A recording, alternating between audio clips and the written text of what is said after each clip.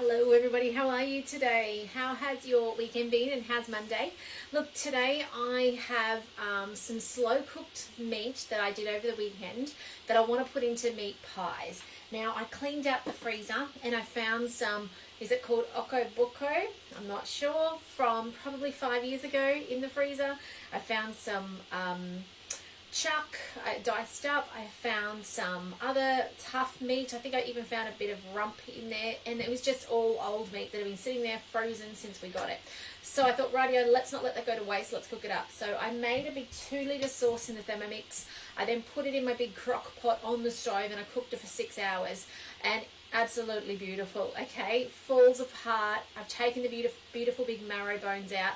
But now I want to make the short crust pastry and the puff pastry for this beautiful stuff to go in. So I'm going to show you today how easy it is to make pastry in your Thermomix. If you've not done this, give it a go. You will see today how simple and easy it is. So let's get started straight away. And by the way, gluten-free, all right? I'm going to make it gluten-free. So if you are gluten-free, you don't have to miss out. How cool is that? And it tastes just as good as the glutinous version. You can't really taste the difference. There are a few tips though, so let me show you those tips so that you end up with the most beautiful flaky pastry. So first thing we're making is our short crust. Oh, by the way, this is a third of the mix. It was massive. So, okay, 200 grams of plain flour. So I'm using gluten-free plain, just my normal brand that I do. I've used Aldi versions before. I've used Coles. Like, I've used all sorts of gluten-free. Oh no, I didn't tear my scales back. That's all right. We'll put the lid on in a second. Woo, and we'll see where we're up to. Didn't tear the scales. Let's have a look. 88. So we'll keep going. In that goes. Did I not cut this? Oh no. Don't you hate it when you start a Facebook Live without the scissors to cut the stuff with? Hang on a second, guys.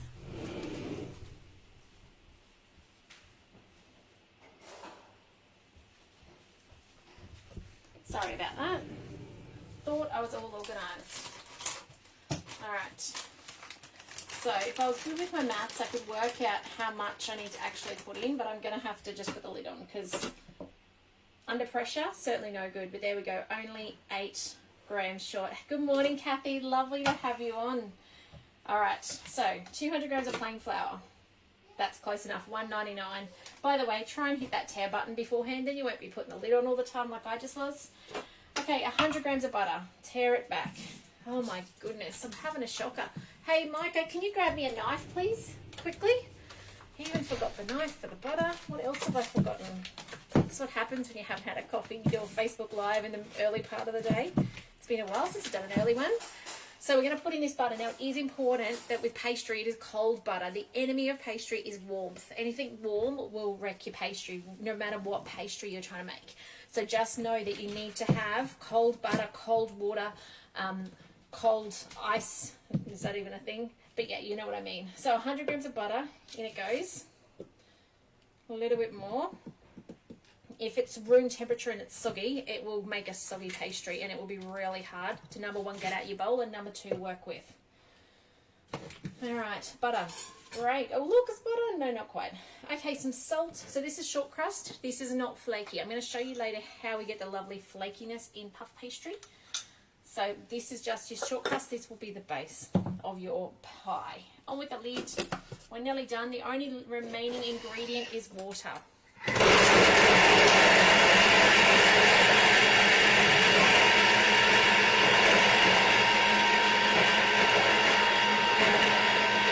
So the recipe across the bottom says prolong that time if it doesn't look like breadcrumbs. So let's have a look and see what it looks like. So your first step on pastry is you want it to look like breadcrumbs. It's spread out that butter beautifully within the mix. That's what we're aiming for. Next up, we need some chilled water. So I've got some water here. I do have some ice in it because I need the ice for the puff pastry. So I'm just going to try and get that ice not to go in. By the way, tonight, guys, we're making the beautiful new soup. I will be online for you guys, and it's the tomato soup out of the brand new collection that appeared on Cookie Do last week. Now, I actually don't know how to pronounce it. I'll have a go tonight when I do it, but if you want to see this beautiful new tomato soup, I'll be online tonight doing that at about 4:30. Okay, on with the lid. Now this is the part where you want your pastry to look like cauliflower florets. Okay, so it's going to knead for 20 seconds. Now, if you are gluten-free, you may need to add a little bit more water to it just to help it bind together, or alternatively, pull down the amount of flour in it. Now, I was a little bit flustered on the flour step because I had forgotten to tear it, so I was too busy trying to work it out, but ordinarily I try and cut it down about 20 grams less than the recipe asks for if you're using gluten-free flour, because I find that, look, gluten-free can be a bit more crumbly. So just a little tip on that. But yeah, I was a little bit wee flustered at that point when I was putting the lid back on and off. All right, let's have a look. Yeah, see what I mean? Okay, I want to show you. Can you see how that's still breadcrumbs? So that's because I didn't get to pull down that pastry and the, what's that called? The flour. I think I need a coffee. All right, so I'm going to add a little bit more water to that. So let's grab the scales up because I'll tell you how much. If you're doing glutinous, guys, just follow it to a T and it works out beautifully. This is because I've got the gluten-free flour in there. Okay, another 20 grams will do. So that's a tablespoon. Let's hit the step and let it do the kneading again. While it's kneading for 20 seconds, I am going to grab a spatula because it's another tool that I forgot to bring in today. Let me go grab it.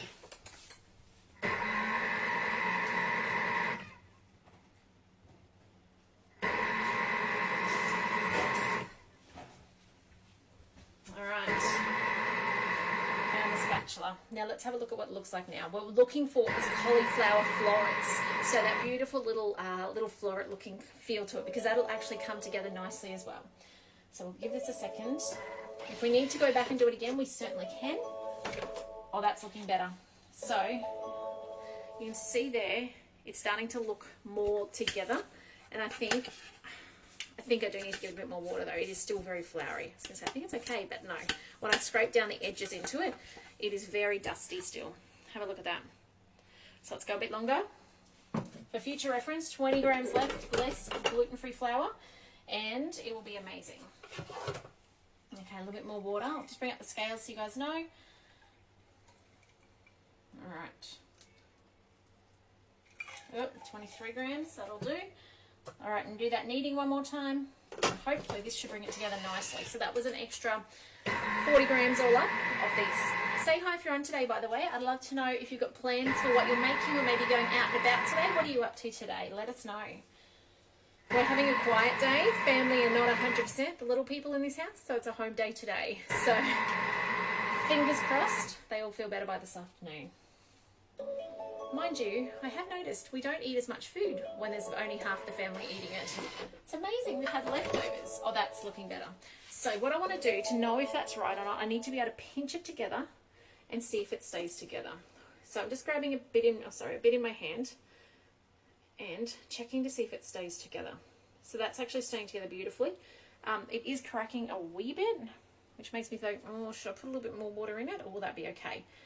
You know what? I'd rather it be a little sticky than underness, especially when I've got some still stuck on the side. So another 20 grams. Let's do it. It is making it a little shorter by doing this because I am, I guess, losing a bit of the butter consistency in it. But in all honesty, it's better to have it a little bit more sticky than it is to have it crumbly. Oops, I didn't put the scales up. I'm going to aim for 20 grams again. All right, let's do this one more time. Fingers crossed that's enough. Now, I'd love to know in the chat as well, when you're watching replays and stuff, have you made pastry before and how did you find it? I'd love to know what you thought. Have you given puff pastry a go? Because puff pastry is amazing. If you've not given it a go, I hope after you see puff pastry next that you'll give it a go. Here we go, done. Now I've got my thermometer here. I'm going to put it onto here because it needs to rest for half an hour. Now, the half an hour is super important if you're doing gluten-free, because gluten needs to relax. If it doesn't relax, oh, here we go. That's what it's supposed to look like. See cauliflower? Can you see the cauliflower florets in there? All right, gluten needs to relax. Otherwise, it's all tense and you can't work with it. When you roll out your piece of pastry and then you go to cut it, they'll all shrink back. Same with biscuits and cakes. If you want them to stay the size that you started with, it's a great idea as well to let it relax before you use it. So, you know, pour it into your muffin containers and leave it sit there. Not so bad with gluten-free because obviously there's no gluten in it. It's got other stuff. So I don't need to clean that out really well because we're going to use it again for another pastry. So this will push together nicely now. Just get rid of that piece of ice cube. Push that together nicely. Now, a trick with your refrigeration is make it so that it's flat and a little bit square. If it's hugely big rounded thing, like it always looks pretty to be round and everyone seems to do it as a round, but if you do that, it takes longer to chill because it has to get all the way to the center. So make it flat and then fold it up. And that's probably about 1.5 centimeters, maybe 2 centimeters flat. And there's my short crust pastry ready to roll out in half an hour once it's been through the fridge. Okay, let's make this puff pastry. So transfer the dough to the silicone bread mat, knead into a ball, wrap it up, place in the refrigerator. All right, let's get on to this puff pastry. So it's got 90 grams of ice cubes, which I'm going to try and fish them out of here. A little bit of water will have to do. Okay, we're a little bit short today on everything. Hey, Micah, when you get a chance, can I get some ice cubes out of the ice maker, please? Okay, 180 grams of butter.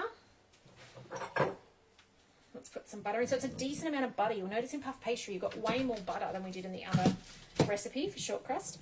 I've got the container here, love. Thank you. Thanks, buddy. All right, so 180 grams. And the butter is part of what makes it so flaky as well.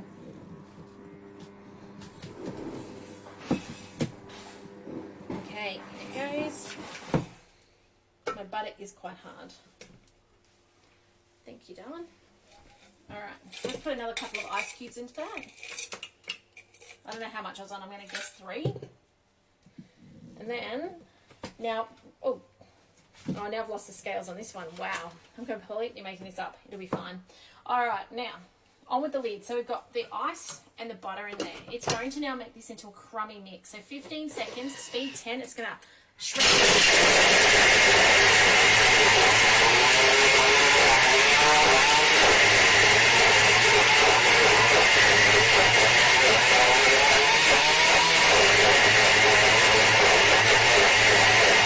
Okay, so what it's just done is it's actually completely mushed down that ice. So let's have a look at it. You'll see in here the butter and the ice has now combined into that. So it's kind of like icy buttery shards in there. So next, we're just going to add some salt and flour. Scrape down the sides. I suppose I should do that. And then it's got 200 grams of plain flour. So same amount as plain flour as our other recipe did, but so much more butter. And ice instead of water. Okay, here we go. And again, I'm using the gluten-free. And I'm going to try and stop this time at 180, okay? Which is what the plan was last time. Mind you, remember, those of you who are using normal flour, just follow the recipe to a T and it works out beautifully every time. It's just this gluten-free that's a little bit different. Okay, 1.5 teaspoons of salt. So it's got more salt in it. Whoop. Showering salt. And by the way, the puff is the top on your little pies. So you've got your short crust underneath and your puff pastry on top, so it gets a flaky top and a nice outside shell on it. I'm going to use I think I've got a Kmart pie maker to make little pies, and I'm actually going to then freeze them because I've got 3 of these 2-litre containers worth of meat. So, and I may even come back later and make, I won't do it online, but I'll make another short crust and another puff pastry if I don't have enough. And I'll just keep making these little pies. I'm going to freeze them, and I'm going to cook them first and then freeze them so that I can reheat them when I need them later, because my kids are usually always hungry. Not today. A couple of them are, the others aren't. Okay, on with the lid. Oh, there goes the thing on the floor. 5 seconds, speed 5. It's all coming together. And then scrape down the sides with a spatula. It's going to do one more mix. Have a look at that. It's a bit of a dusty, powdery mix in there.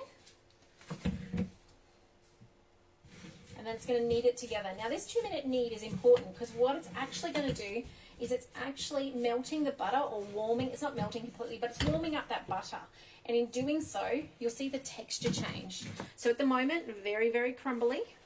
Give it a minute and you watch the magic of puff pastry. But it's literally massaging that butter and warming that butter into the flour. So give it a second. I've got another amazing mat. By the way, if you want your mats, have a demonstration. Happy to do one of those for you online. Just takes half an hour, 45 minutes to do a demo with a couple of friends. You just need 2 friends.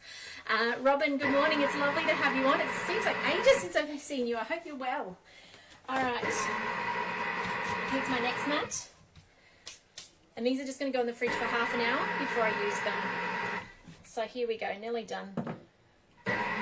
Now, if you've got leftover pastry, don't let it go to waste.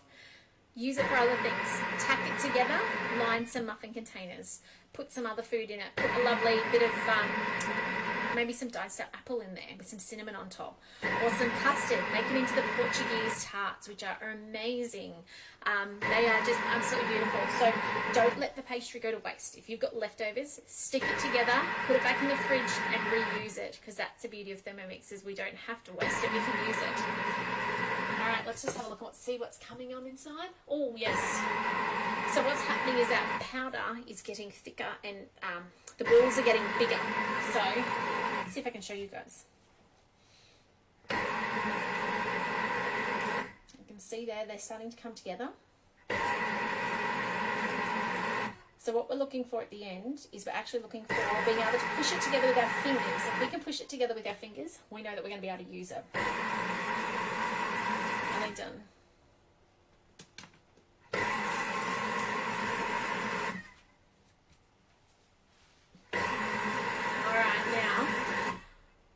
Just something to know with this recipe. This recipe doesn't require you to come back and fold your puff pastry. There are a lot of puff pastry recipes where you'll see it calls you back to do what's called an envelope fold. I'll just wait for the Thermomix to stop talking over me.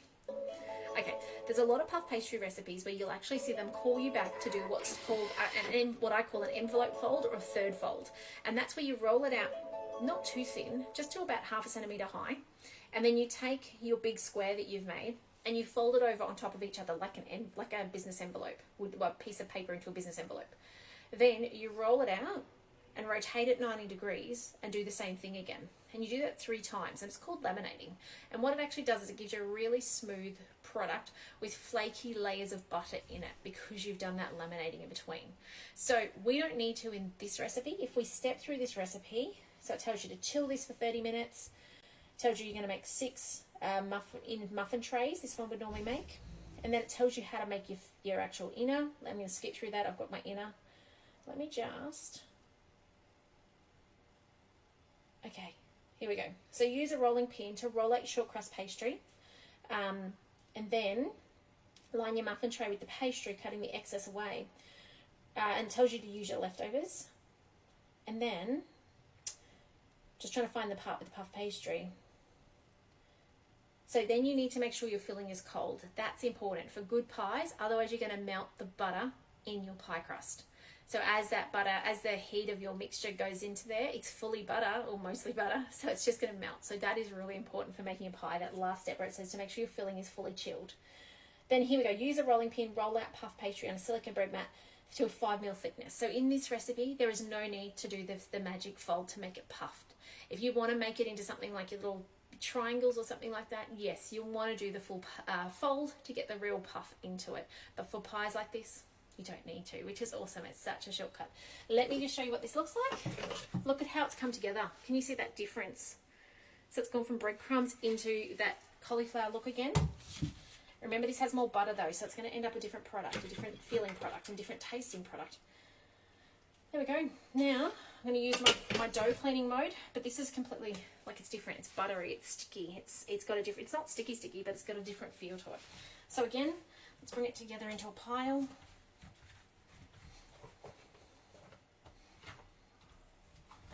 Okay, and then I'm going to put it in the fridge for the half an hour and then use it later. So I hope you'll give this a go, and when you do, I'd love to know how you found it. I'd love you to share your pictures. I always feel inspired looking at your pictures, probably just as much as you guys do, seeing what I make. So have a fantastic day. Take care. I will take a photo of the finished product later on today when we get around to lunch. But otherwise, I'll see you back here tonight for some tomato soup. So take care till then. Bye, guys.